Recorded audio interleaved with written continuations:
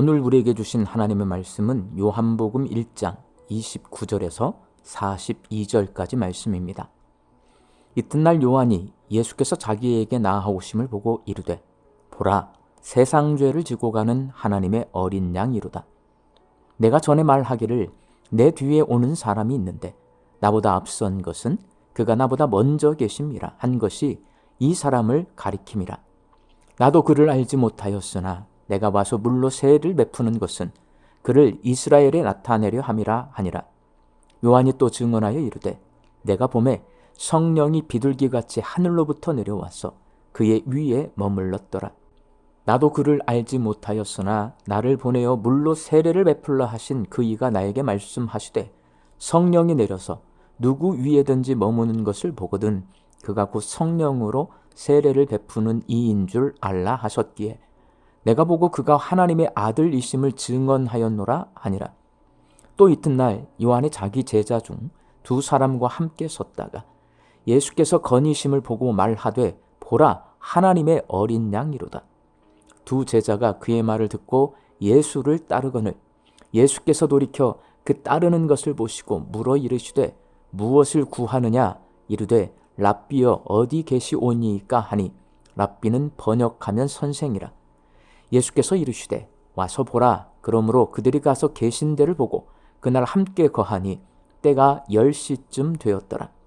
요한의 말을 듣고 예수를 따르는 두 사람 중에 하나는 시몬 베드로의 형제 안드레라. 그가 먼저 자기의 형제 시몬을 찾아 말하되 우리가 메시아를 만났다 하고 메시아는 번역하면 그리스도라. 데리고 예수께로 오니 예수께서 보시고 이르시되 내가 요한의 아들 시몬이니 장차 게바라 하리라 하시니라. 게바는 번역하면 베드로라. 아멘.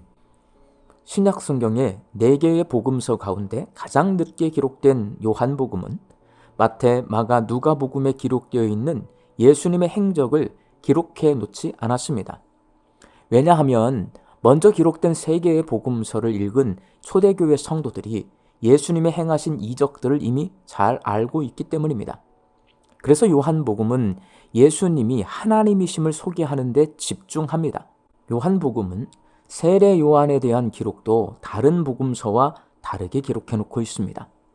다른 복음서들은 예수님이 세례 요한에게 세례받는 장면을 강조하는데 요한복음은 예수님이 세례받는 장면을 기록해 놓지 않았습니다. 사람들이 이미 그것을 잘 알고 있기 때문입니다. 대신에 예수님이 오실 길을 예비하기 위해 광야에서 외치는 자로 살았던 세례 요한이 예수님이 하나님이심을 소개하는 말들을 기록해 놓았습니다. 그렇다면 오늘 본문 말씀에서 세례 요한이 소개하는 하나님이신 예수님은 어떤 분일까요? 요한은 3가지로 예수님이 구원의 하나님이시라고 소개합니다. 가장 먼저 예수님이 하나님의 어린 양이라고 소개합니다. 본문 29절 말씀입니다.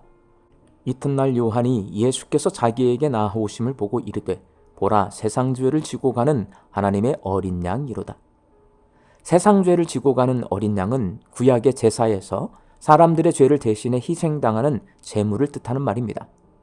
그래서 세례 요한의 말을 들은 사람들이 예수님이 희생제물인 어린 양이라는 말을 도통 이해하지 못합니다. 그렇지만 세례 요한은 세상 죄를 지고 가는 하나님의 어린 양이라는 말을 통해 사람들에게 예수님이 사람들의 죄를 대속해서 구원으로 인도하는 구원의 하나님이라고 소개하고 있습니다. 그리고 요한은 예수님이 내 뒤에 왔지만 나보다 앞선 분이라고 소개합니다. 본문 30절 말씀입니다. 내가 전에 말하기를 내 뒤에 오는 사람이 있는데 나보다 앞선 것은 그가 나보다 먼저 계심이라 한 것이 이 사람을 가리킴이라.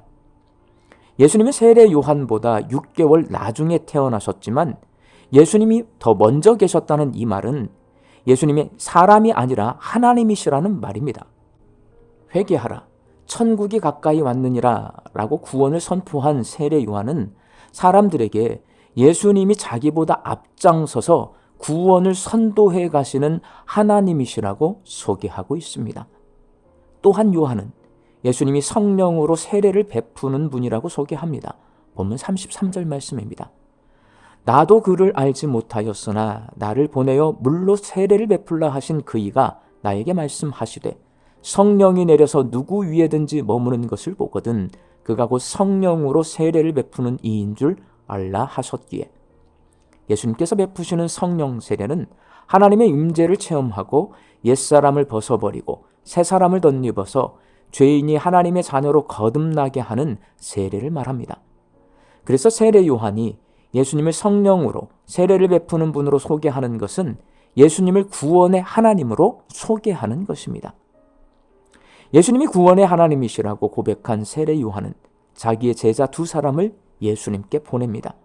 그 두 사람 가운데 한 사람이 베드로 형제 안드레인데 약대 털옷을 입고 메뚜기와 석청을 먹으며 광야에서 살던 세례 요한은 구원의 하나님이신 예수님께 자기가 가진 것 가운데 가장 귀한 선물인 제자들을 바쳤습니다. 사랑하는 광주 양립교회 성도 여러분, 요한복음은 세례 요한을 통해 예수님이 구원의 하나님이시라고 소개하고 있습니다. 하나님의 어린 양이신 예수님을 통해 구원은 죄인인 내가 죄와 사망 권세에서 자유함을 얻는 것임을 알 수 있고, 세례 요한보다 앞서 계신 예수님을 통해 하나님께서 이미 오래전에 내가 구원에 이르도록 계획하셨다는 것을 알 수 있고, 성령으로 세례를 베푸신 예수님을 통해 내가 구원받으면 하나님을 만나서 내 삶이 새롭게 변화된다는 것을 알 수 있습니다. 그리고 이 세 가지를 종합해 보면 구원이 구원의 하나님이신 예수님을 통해 우리에게 주어진 놀라운 하나님의 은혜임을 알 수 있습니다. 그 은혜를 입은 사람처럼 세례 요한처럼 구원의 하나님이신 예수님께 귀한 것을 드림으로 감사해야 합니다. 세례 요한이 예수님께 드린 두 제자는 이런 교훈을 줍니다.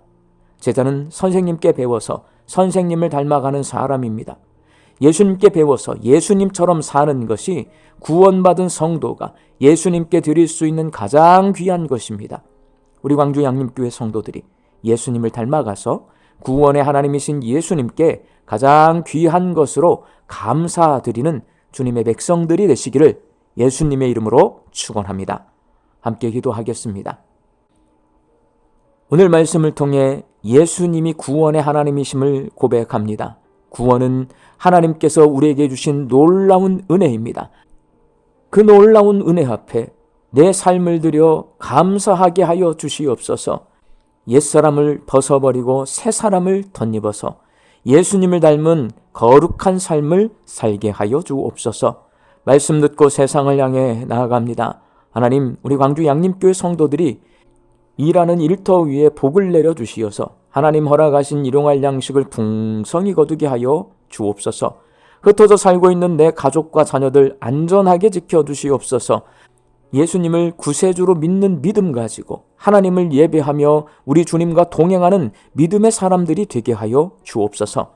육신이 연약하여 선악기를 간구하는 환우들이 있습니다. 예수님의 능력으로 치유함을 얻게 하여 주시고, 오랜 시간 침상에 누워 계시는 장기 환우들과 어르신들이 천국 소망 붙들고 오늘 이 하루를 살게 하여 주옵시며, 애쓰고 힘써서 돌보는 가족들 위에 새 힘을 더하여 주옵소서. 예수님의 이름으로 기도하옵나이다. 아멘.